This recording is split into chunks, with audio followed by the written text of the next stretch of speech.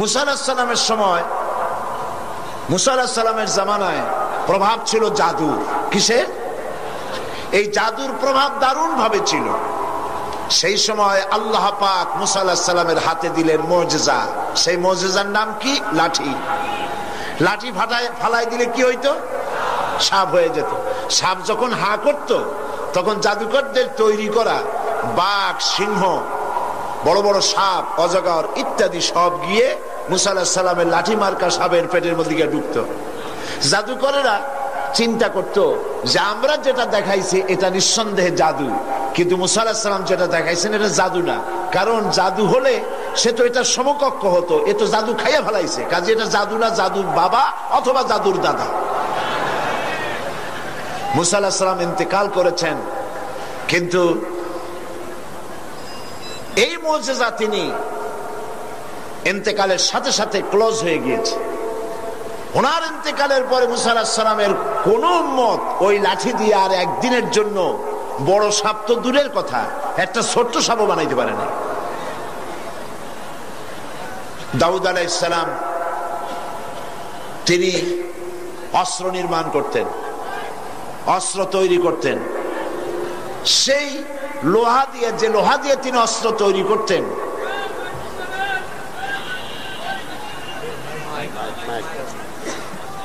মাইকের অপারেটর তিনি খবর রাখুন, পাবেন, আপনারা পাবেন।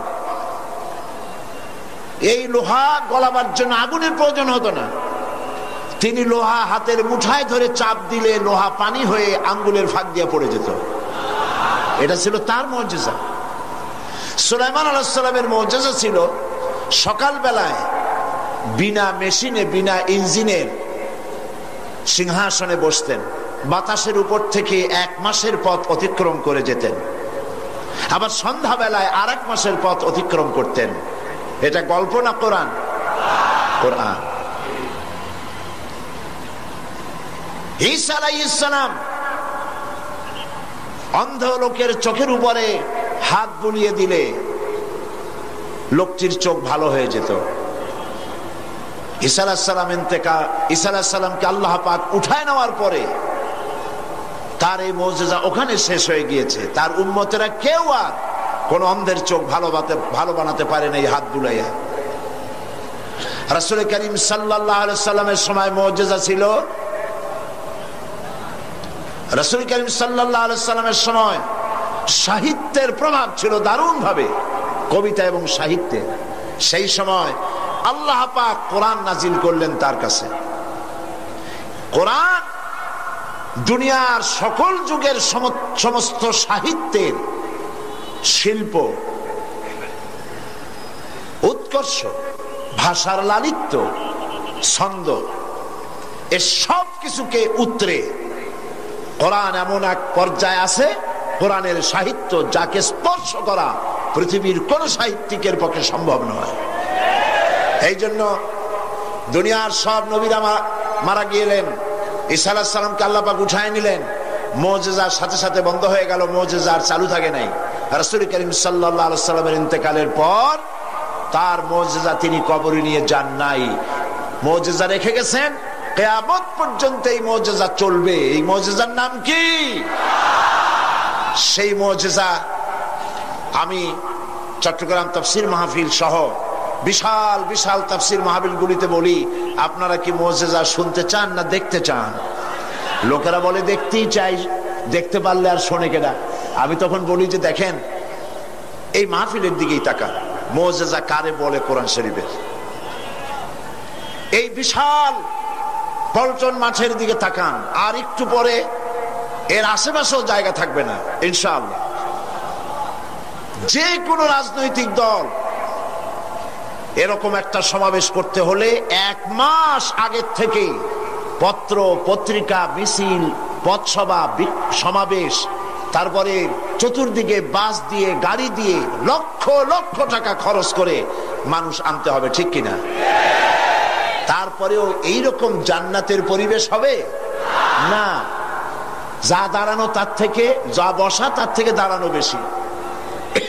চতুর্দিকে পুলিশ, বিডিআর, স্বেচ্ছাসেবক, হাতে ধরি পায়ে ধরি বসেন বসেন, কথা কইেন না। কে কার কথা শোনে? সিনেবাদাম চাবায়, শুনতে ইচ্ছা হলে শোনে, না হয় আরেক দিকে তাকায় থাকে। কিন্তু দেখুন তো, মাত্র 2-3টা পত্রিকায় বিজ্ঞাপন দেওয়ার সময় পেয়েছে ইসলামী পাঠাগার। পোস্টার নাই, হ্যান্ডবিল নাই, ব্যানার নাই, প্রচার নাই। আল্লাহ রাব্বুল আলামিন তার কোরআনের পাগল, কোরআনের প্রেমিক গোলামদেরকে হাজির করে দিয়েছেন। এটাই কোরআনের মুজিজা। এইটা হলো কোরআনের মুজিজা।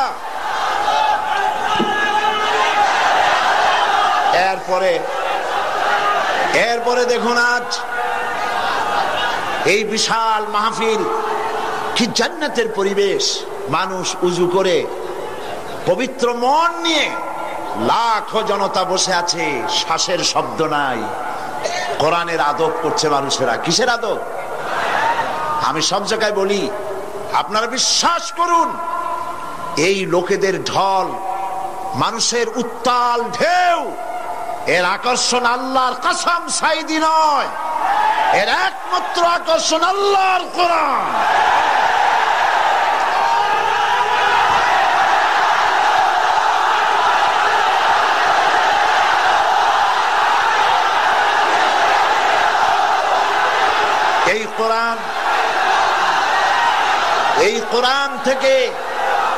এই কোরআন থেকে মানুষকে বিচ্ছিন্ন করা যাবে না। আমি আপনাদের সামনে আলোচনা করব বিমাশিয়াতিল্লাহ তাআলা। আমি তো তেমন কিছু জানি না। সুবহানাকা লা ইলমা লানা ইল্লা মা আল্লামতানা। আল্লাহ যদি দয়া করে তার গোলামকে কিছু বলার জন্য ইহসান করেন, তবেই বলতে পারবো, নইলে আমার কাছে কিছুই নাই। ঢোল যেমন বাড়ি দিলে শব্দ অনেক দূর থেকে শোনা যায়, মনে হয় ভিতরে অনেক কিছু আছে, কিন্তু ঢোলের চামড়াটা ছিঁড়লে দেখা যাবে ভিতরে একদম শূন্য, কিছুই নাই।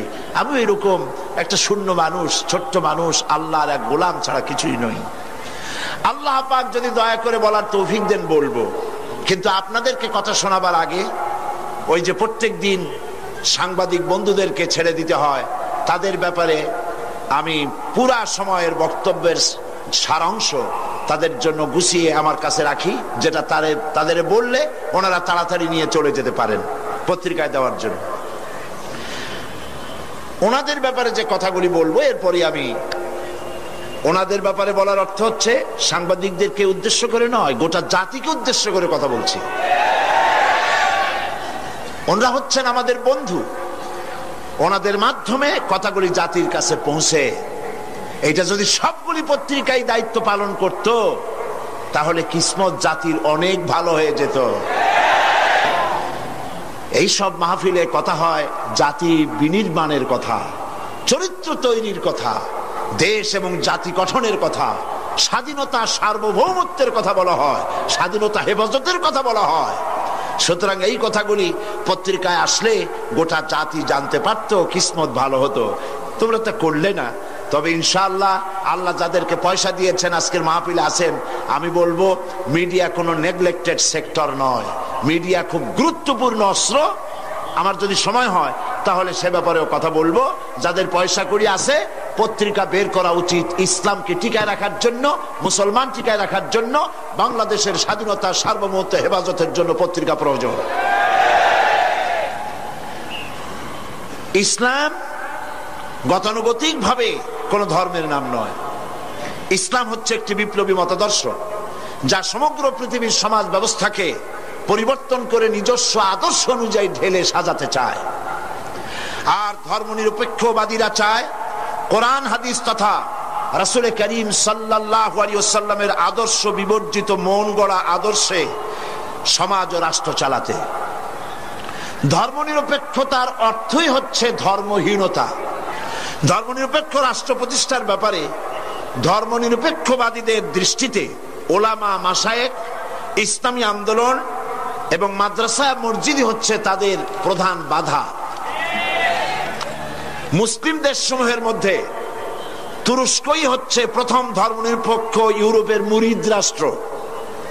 ইসলামের শত্রুদের খরিদকৃত গোলাম কামাল পাশা তুরস্ককে ধর্মনিরপেক্ষ রাষ্ট্র বানাবার জন্য হাজার হাজার আলেমদেরকে হত্যা করেছিল। মাদ্রাসা শিক্ষা বন্ধ করে দিয়েছিল এবং ইসলামী আন্দোলনের নেতা কর্মী আলেম ওলামা দিয়ে জেলখানাগুলি ভরে ফেলেছিল। এখন বাংলাদেশেও হুবহু তুরস্কের কামাল পাশার অনুকরণে বর্তমান সরকার ইউরোপ, আমেরিকা এবং ভারতকে খুশি করার জন্য বাংলাদেশকে একটি পূর্ণাঙ্গ ধর্মনিরপেক্ষ রাষ্ট্রে পরিণত করার লক্ষ্যে ওলামা, মাশায়েখ ও মাদ্রাসা ছাত্রদের উপরে অত্যাচারের স্টিম রোলার চালাচ্ছে। অথচ একথা সর্বজনবিদিত যে দেশের ওলামা, মাশায়েখ এবং মাদ্রাসার ছাত্র এবং শিক্ষক সমাজ সবচাইতে বেশি শান্তিপ্রিয় এবং সন্ত্রাস ও দুর্নীতি মুক্ত। যেমন কলেজ বিশ্ববিদ্যালয়গুলোতে এ যাবৎ যত সন্ত্রাসী তৎপরতা এবং হত্যাকাণ্ড ঘটেছে, মাদ্রাসাগুলিতে তার 1000 ভাগের 1 ভাগও ঘটে নাই। কলেজ বিশ্ববিদ্যালয়গুলোতে যত ধর্ষণের ঘটনা ঘটেছে, মাদ্রাসাগুলোতে তার 1,00,000 ভাগের 1 ভাগও ঘটে নাই। দেশের মন্ত্রী, এমপি এবং তাদের রাজনৈতিক সহযোগীরা দেশ স্বাধীনের পর থেকে এ পর্যন্ত যত দুর্নীতি, স্বজনপ্রীতি, সরকারি অর্থ লুটপাট করেছে, দেশের ওলামা, মাশায়েখ বৃন্দ তার 1000 কোটি ভাগের 1 ভাগও করে নাই। তাছাড়া মাদক ব্যবসা, অস্ত্রবাজি, এসিড নিক্ষেপ, চোরাকারবারি এবং অন্যের জমি বাড়ি দখলের কোন একটির সাথেও দেশের আলেম, ওলামা, মাদ্রাসার শিক্ষক, মাদ্রাসা ছাত্রদের দূরতম সম্পর্ক নাই। তারপরও দেশের সরকার এবং ভারতের অর্থে লালিত পত্রিকাগুলি এবং ইসলামের জঘন্য দুশ্মন এনজিও গুলো আর হিন্দুস্তানের পাঁচটা গোলাম তথাকথিত বুদ্ধিজীবী এবং কবি সাহিত্যিকরা এক সুরে সমস্বরে আলেম, ওলামা, মাশায়েখ এবং মাদ্রাসা শিক্ষার বিরুদ্ধে বিষোদ্গার করে চলছে এদেশ থেকে ইসলামকে নির্মূল করার জন্য। এ পর্যন্ত গোটা জাতির উদ্দেশ্যে আমি তাফসীরুল কোরআন মাহফিলের পক্ষ থেকে বক্তব্য রাখলাম। দরুদ শরীফ পড়েন। আল্লাহুম্মা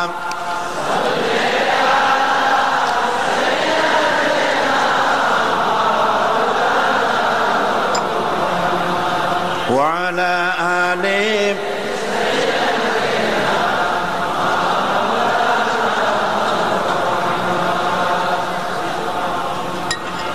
সাল্লি আলা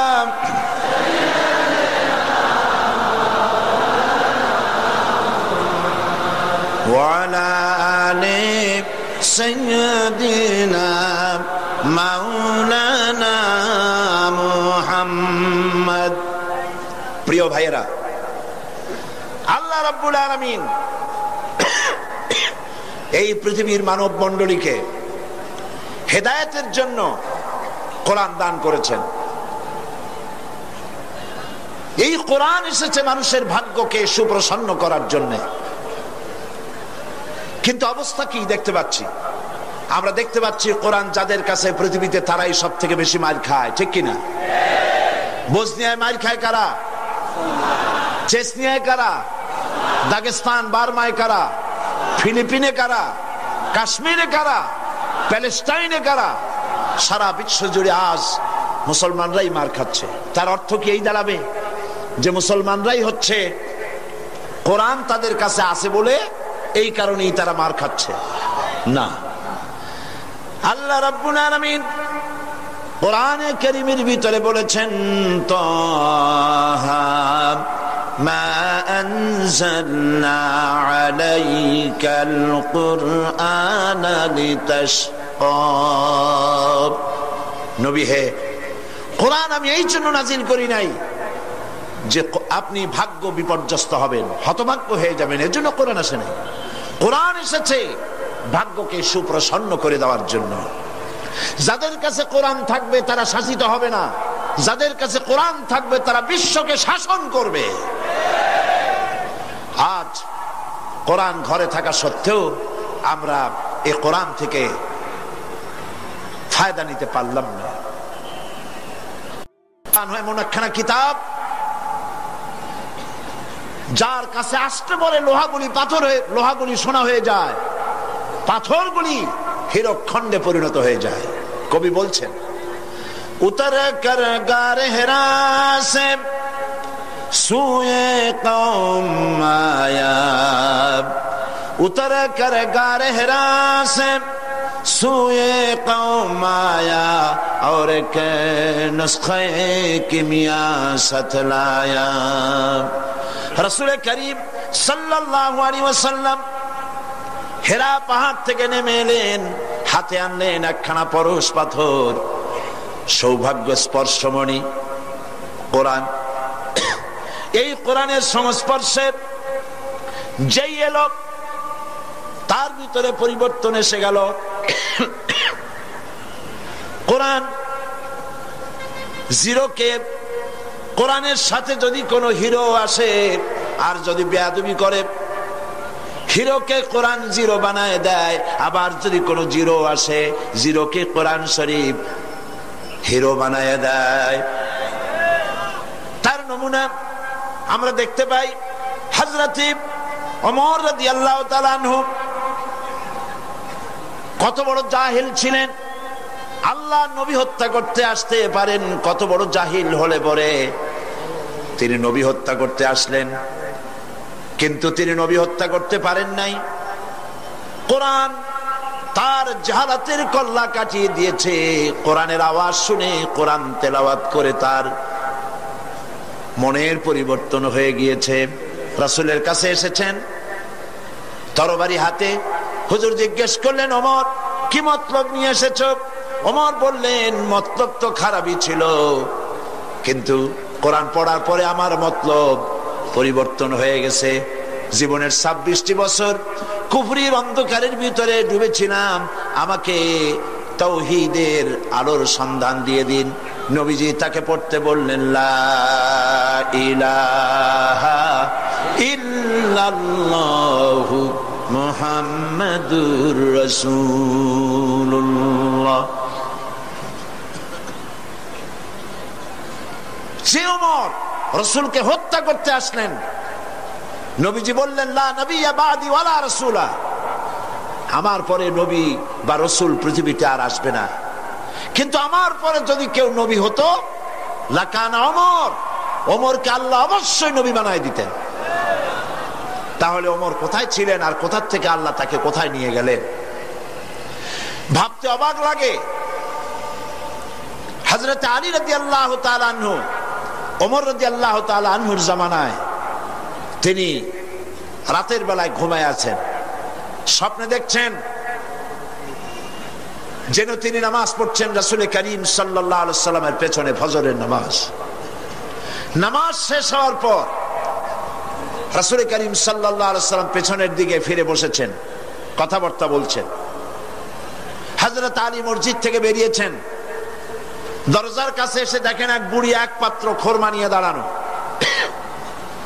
বুড়ি বলছেন, আলী আবার ভেতরে যাও, এই পাত্র ভরা খোরমাগুলি নিয়ে আল্লাহর রাসূলকে দাও আর বলো এটি আমার বাগানে, নতুন বাগানের খোরমা, তিনি খাবেন এবং সাহাবায়ে কিরামদের মধ্যে ভাগ করে দিবেন। হযরত আলী ভেতরে প্রবেশ করলেন, হুজুরকে খোরমার পাত্র দিয়ে ঘটনা বিবরণ করলেন। রাসূল করিম সাল্লাল্লাহু আলাইহি সাল্লাম পাত্র থেকে একটি খোরমা উঠায়া হযরত আলীর মুখের মধ্যে দিলেন। হযরত আলী স্বপ্নের ভিতরে খেজুরটি খাচ্ছেন। ইত্যাবসারে ফজরের আজান হলো। আজানের আওয়াজ শুনে হযরত আলীর ঘুম ভেঙে গেল। কিন্তু ঘুম ভেঙেছে ঠিক, রাসূল করিম সাল্লাল্লাহু আলাইহি সাল্লামের হাতের দেওয়া খোরমার স্বাদ তখনও আলীর মুখের মধ্যে রয়েছে।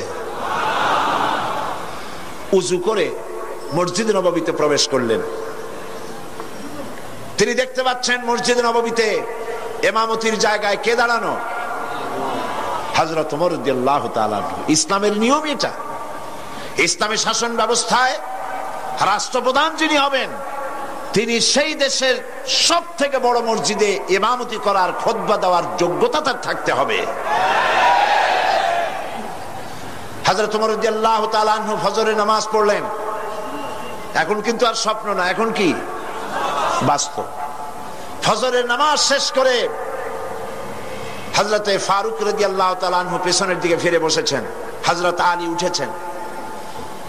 মসজিদ থেকে বেরোবেন, দরজার কাছে এসে দেখেন এক বুড়ি এক পাত্র খরমা নিয়ে দাঁড়ানো। বুড়ি বলছেন, আলী আবার ভেতরে যাও, এই পাত্র ভরা খরমা নিয়ে আমিরুল মুমিনিনকে বলো এটি আমার নতুন বাগানের খরমা, যেন তিনি খান আর রাসূলুল্লাহর সাহাবীদের মধ্যে যেন ডিস্ট্রিবিউট করে দেন। হযরত আলী দেখছেন কি আশ্চর্য কথা, যা স্বপ্নে দেখলাম তাই বাস্তব হচ্ছে। ভেতরে গিয়ে আমিরুল মুমিনিনকে খরমার পাত্র দিলেন আর ঘটনা শোনালেন। বুড়ি এভাবে পাঠায়েছে তার নতুন বাগানের খরমা, এই সব বললেন। হযরত ওমর খরমার পাত্র থেকে একটি খরমা উঠিয়ে হযরত আলীর মুখের মধ্যে দিয়ে দিলেন। হযরত আলী খরমা চিবোচ্ছেন, খুব মজা লাগতেছে। হযরত আলী বলছেন, ওমর পাত্রে তো খরমা অনেক আছে, সবাইকে যদি একটা দুইটা করে দাও তারপরেও থাকবে, খরমা খুব মজা, তুমি দাও না আমাকে আর একটা বেশি। জিদনি তামরাতান উখরা, আমাকে আর একটা খরমা দাও। হযরত ওমর বলছেন, ইয়া আলী লাউ আন্না রাসূলুল্লাহ সাল্লাল্লাহু আলাইহি ওয়াসাল্লাম যাদাক লাজিদনাক। হে আলী, রাসূল করিম সাল্লাল্লাহু আলাইহি ওয়াসাল্লাম স্বপ্নের ভেতরে তোমাকে যদি একটার বেশি খরমা দিতেন, আমিও তোমাকে একাধিক খরমা দিয়ে দিতাম। হযরত আলী রাদিয়াল্লাহু তাআলা আনহু বলছেন, ইয়া ওমর আহিয়া রুইয়া রাআইতাহা আম হিয়া গায়বুন আম ইত্তালাত আলাইহি। এটা কি, এটা কি তুমি স্বপ্ন দেখেছো আমার মতো, না গায়ব থেকে তোমাকে জানানো হয়েছে? আমাকে রাসূলুল্লাহ স্বপ্নে একটা খরমা দিলেন, তা তুমি টের পাইছো কেমনে, কিভাবে টের পেলে? এটা কি স্বপ্ন দেখেছো না গায়ব? হযরত ওমর বলছেন, ইয়া আলী ওয়াল্লাহি মা হিয়া রুইয়া ওয়ালা গায়ব ওয়ালাকিন্নাল মুমিনা ইযা আখলাসা কলবাহু ইয়ারা বিনূরিল্লাহ। মূল বক্তব্য হচ্ছে, হে আলী এটা স্বপ্নও নয়, এটা গায়ব থেকেও আমাকে জানানো হয়নি। মূল কথা হচ্ছে, আল্লাহর কোন মুমিন বান্দা যখন আল্লাহর জন্য হয়ে যায়, ব্যক্তিতে, পরিবারে, সমাজে, রাষ্ট্রে, জীবনের সব ক্ষেত্রে যদি কোনো মুমিন বান্দা আল্লাহর গোলাম হয়ে যায়, তো আল্লাহর সাহায্যেই সে দেখতে পায়। হযরত ওমর কোথায় ছিলেন আর কোরআন তাকে কোথায় নিয়ে গেল? সুবহানাল্লাহি ওয়া বিহামদিহি। সেই কোরআন, এই দিকটা মাইক পাচ্ছে না, অপারেটর পাঠায় দেন, পাবেন ইনশাআল্লাহ পাবেন। কোরআন পৃথিবীতে মানব গোষ্ঠীর হেদায়েতের জন্য এসেছে। সেই কোরআন থেকে বিগত দুদিন আমি আলোচনা করেছি আপনাদের সামনে সূরা আস-সাফ থেকে। আসুন, কুম আলা তিজারাতিন তুনজিকুম মিন আযাবিন আলীম তুমিনুনা বিল্লাহি ওয়া রাসূলিহি ওয়া তুজাহিদুনা ফি সাবিলিল্লাহি বিআমওয়ালিকুম ওয়া আনফুসিকুম যালিকুম খায়রুল লাকুম ইন কুনতুম তা'লামুন। সাদাকাল্লাহুল আযীম। আল্লাহ পাক বলছেন, হে বিশ্বাসীরা, যারা তোমরা ঈমান এনেছো, শোনো, আমি কি তোমাদের কেমন একটি ব্যবসার কথা বলবো না, যে ব্যবসায় তোমাদেরকে জাহান্নামের কঠিন শাস্তি থেকে রক্ষা করবে? তার মানে অবশ্যই বলবো, সেই ব্যবসাটা হচ্ছে আল্লাহর সাথে ব্যবসা করতে হবে। ব্যবসার পুঁজি কয়টা বলেছিলাম? তিনটি। একটি হলো ঈমান বিল্লাহ, আল্লাহর প্রতি ঈমান, আরেকটি হচ্ছে রাসূলের প্রতি ঈমান, আরেকটি হচ্ছে, জোরে বলুন, আমরা আল্লাহর প্রতি ঈমানের কথা আলোচনা করেছি, রিসালাতের প্রতি ঈমানের কথা কিছুটা বলেছি, বাকি কথা আজকে আলোচনা করতে চেষ্টা করব ইনশাআল্লাহ। তবে আপনারা খেয়াল রাখবেন, শয়তান যেন কাউকে মাহফিল থেকে উঠায় দিতে না পারে, সেজন্য খেয়াল রাখবেন, মজবুত হয়ে বসতে চেষ্টা করবেন, যাতে সবগুলি কথা শোনার সৌভাগ্য অর্জন আমরা করতে পারি। আর আখিরি মোনাজাত, এই লাখো জনতার বিশাল মোনাজাতে আমরা যেন শরীক হতে পারি। আল্লাহ যেন তৌফিক দান করেন, বলি আমিন। রাসূলের প্রতি ঈমান, সেই ইমানের কিছু কথা গতকাল বলেছিলাম, আজকে বাকি আরো কিছু কথা। রাসূলের প্রতি ইমানের অর্থ শুধু এতটুকু নয় যে মাথায় টুপি পরলাম, দাড়ি রাখলাম, জামা গায়ে দিলাম, এতটুকুনি শুধু নয়, বরং রাসূল হচ্ছেন আমাদের আদর্শ, এটা বিশ্বাস করতে হবে। রাসূল আমাদের কি? অনেকে বলে আমরা অমুকের আদর্শ, আমরা অমুকের আদর্শের সৈনিক, বলেন এরকম? এর কোনো মানে নেই। আল্লাহ শিখাচ্ছেন, লাকাদ কানা লাকুম ফি রাসূলিল্লাহি উসওয়াতুন হাসানাহ। আল্লাহ পাক বলেন তোমাদের জন্য তোমাদের মহত্তম আদর্শ তোমাদের রাসূলের ভেতরে আমি রেখে দিয়েছি। আল্লাহর নবী হচ্ছেন তোমাদের জন্য শ্রেষ্ঠ আদর্শ। সর্বশ্রেষ্ঠ আদর্শ কে? আদর্শ তো তিনিই হবেন যার জীবন কলুষতা মুক্ত, জীবনে কোনো কালিমা নাই, তিনি হবেন আদর্শ। পৃথিবীতে মানুষেরা নিজেরা নিজেদের জন্য অনেক নেতা বানায়। এখন প্রকৃতপক্ষে নেতা কে হবেন? বিশ্বনবী মুহাম্মদ সাল্লাল্লাহু আলাইহি ওয়াসাল্লাম। এই জন্য আমাদের প্রাণ প্রিয় স্লোগান আল্লাহু আকবারের পরে তোমার নেতা আমার নেতা, এটা কি সকলের জন্য? তাহলে জান খুলে পড়ে বলেন না তোমার নেতা আমার নেতা কে? বলেন সাল্লাল্লাহু আলাইহি ওয়াসাল্লাম। তিনি হচ্ছেন আমাদের নেতা। আমি এজন্য মাঝে মধ্যে প্রশ্ন করি, আপনারা যাদেরকে নেতা মানেন, নেতার প্রশংসায় রাত দিন 24 ঘন্টা জিকির আজগার করেন, সেই নেতা জীবনে মিথ্যা কথা বলে নাই, মানুষকে ঠকায় নাই, জেনা ব্যভিচার করে নাই, হত্যা করে নাই, প্রতারণা করে নাই, মদ পান করে নাই, এ ব্যাপারে আপনারা কি নিশ্চিত? তাহলে কিভাবে নিজেরা নেতা তৈরি করে তার পিছনে ঘোরেন? নেতা তো তিনি যার জীবনে কোনো কলুষতা নাই। তিনি কে? বিশ্বনবী মুহাম্মদুর রাসূলুল্লাহ সাল্লাল্লাহু আলাইহি ওয়াসাল্লাম। পৃথিবীর সমস্ত নেতাদের ক্যারেক্টার দুই রকম। ক্যারেক্টার কয় রকম? একটা হলো পাবলিক ক্যারেক্টার, আর একটা হচ্ছে পার্সোনাল ক্যারেক্টার। জনগণকে দেখাবার জন্য এক চরিত্র, আর ভেতরে হলো আর এক চরিত্র। সেই জন্য তারা বলে আমি যা বলি তাই তোমরা করো, আমি যা করি তা তোমরা দেখবা না। রাসূল কি এরকম বলেছেন? আল্লাহর নবী তার বক্তব্য হচ্ছে আমার স্ত্রীরা ও আমার সাহাবায়ে কিরাম দিনের আলোতে আর রাতের আধারে আমার মধ্যে যা কিছু তোমরা দেখতে পাও, যে আচরণ তোমরা দেখতে পাও, সবগুলি খুলে খুলে মানুষের সামনে বলে দাও। সুবহানাল্লাহ বলবেন না? আমার জীবনের সব কথা মানুষের সামনে বলে দাও। এই জন্য রাসূল করিম সাল্লাল্লাহু আলাইহি ওয়াসাল্লাম হচ্ছেন শ্রেষ্ঠ আদর্শ। তার নীতিকে অনুসরণ করতে হবে জীবনের সব ক্ষেত্রে। একটা মানুষ কতটা চরিত্রবান, কতটা ভালো, সেই কথা কে বলতে পারে? কার সার্টিফিকেট সবচাইতে বেশি নির্ভরযোগ্য? ম্যাজিস্ট্রেট, চেয়ারম্যান, মন্ত্রী, পীর সাহেব, মৌলানা সাহেব? কে সব থেকে একটা পুরুষের নির্ভরযোগ্য সার্টিফিকেট কে দিতে পারে? স্ত্রী দিতে পারে। রাসূলুল্লাহর চরিত্রের সার্টিফিকেট আল্লাহ তো দিয়ে রাখছেন। তারপর তার স্ত্রীর সার্টিফিকেটটা দেখুন। হেরা পাহাড় থেকে যখন নেমে এসে তিনি বলেছিলেন আমি ভয় পেয়েছি, তাড়াতাড়ি করে আমাকে ঢেকে দাও।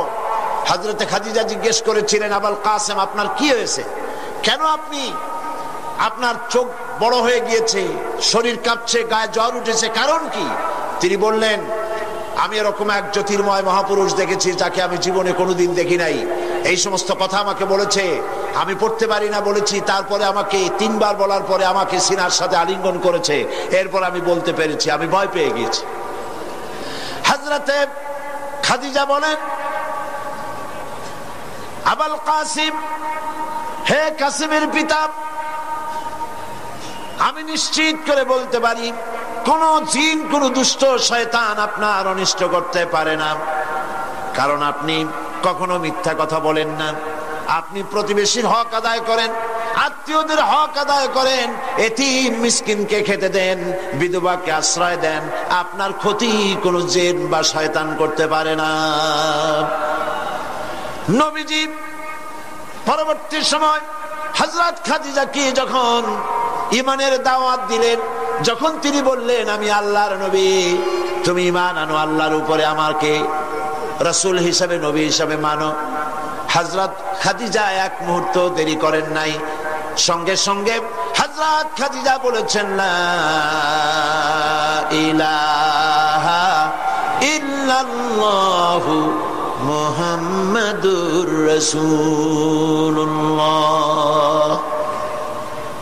হে কাসেমের পিতা, আমি অবশ্যই বুঝতে পেরেছি আপনি আল্লাহর নবী।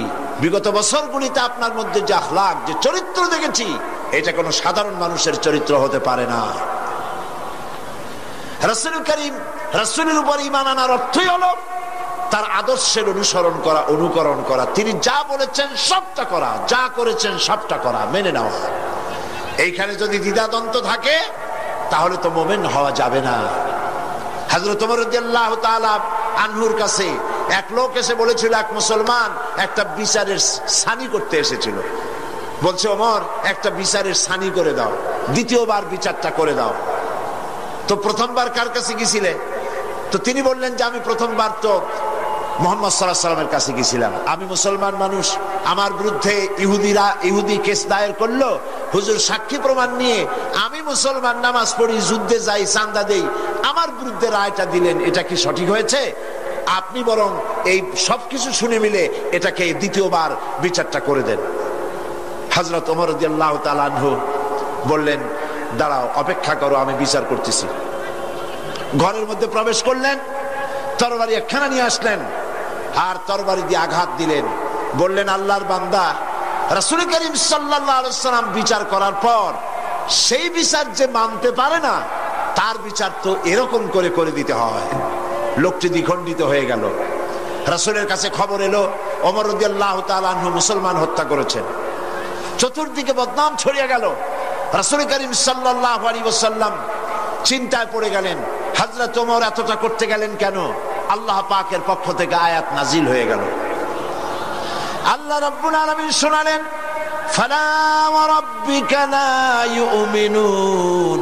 হে নবী, আপনার রবের কসম, আপনার আল্লাহর কসম, যেই ব্যক্তি ঈমানের দাবি করে, মুসলমানের দাবি করে, আপনার হুকুম, আপনার সিদ্ধান্ত মানতে দ্বিধা দ্বন্দ্বে ভোগে, সে কখনোই মুমিন হতে পারে না। সে মুমিন নয়। ওমর যাকে হত্যা করেছে সে মুসলমান নয়, মুনাফিক। সুতরাং ইসলাম কবুল করলে ইসলামের সবটা মানতে হবে, অল্প একটু মানলে হবে না। রাসূল করিম সাল্লাল্লাহু আলাইহি ওয়াসাল্লামকে তার উপর ঈমান আনতে হলে সম্পূর্ণটাই মানতে হবে। রাসূল করিম সাল্লাল্লাহু আলাইহি ওয়াসাল্লামের জীবনে, তার মিশনে বাধা আসলো কেন? বাধা এই জন্য এসেছে, বাধা যে হয়েছে এটা তো আপনারা নিশ্চয়ই জানেন। বাধাটা দিল কারা? সে কথা গতকাল বলেছি।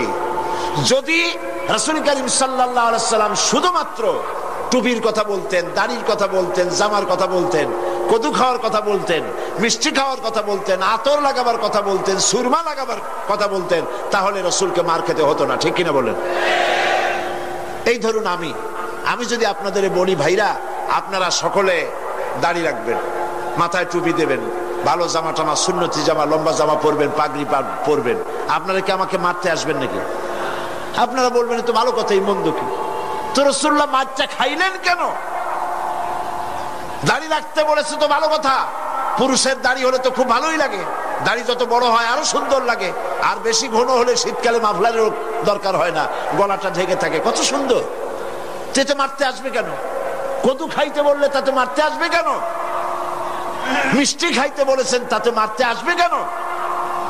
মূল বিষয়টা হলো, মারতে আসার কারণটা ছিল এই, মার খেয়েছেন রাসূল এই কারণে, তিনি পৃথিবীর বুকে আল্লাহর জমিনে আল্লাহর আইন প্রতিষ্ঠা করতে চেয়েছেন।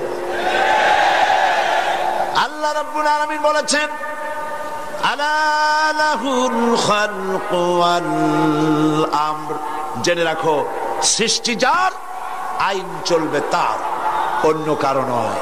আইন চলবে কার? সবাই বলুন কার? আল্লাহ পাকের আইনকে জমিনে প্রতিষ্ঠার জন্য পয়গম্বরেরা দায়িত্ব পালন করে গেছেন। সুতরাং নবীর উপরে ঈমান আনার অর্থ ইয়া নবী সালাম আলাইকা বলা নয় শুধু। নবীর উপর ঈমান আনার অর্থ দাড়ি আর টুপি লাগানো নয় শুধু। নবীর উপরে ঈমান আনার অর্থ হলো দাড়ি, টুপি, জামা সহ, পাগড়ি সহ, মেসওয়াক, সুরমা, যা যা রাসূল করেছেন বলেছেন সব সহ দিন প্রতিষ্ঠার জন্য জিহাদে অংশগ্রহণ করতে হবে। সেই কথাই আসছে 3 নম্বরে গিয়ে, وَتُجَاهِدُونَ فِي سَبِيلِ اللَّهِ بِأَمْوَالِكُمْ وَأَنفُسِكُمْ ذَلِكُمْ خَيْرٌ لَكُمْ إِن كُنتُمْ تَعْلَمُونَ। আল্লাহর রাস্তায় জিহাদ করো। আল্লাহর রাস্তায় কি করো? জিহাদ। জোরে বলেন কি? জিহাদ করো। কি দিয়ে? মাল আর জান দিয়ে। যদি তোমরা ইসলাম বুঝে থাকো তাহলে এই জিহাদে অংশগ্রহণ করো। এখন জিহাদ কাকে বলে? লোকেরা ধারণা করেছে জিহাদ মানে হলো যুদ্ধ।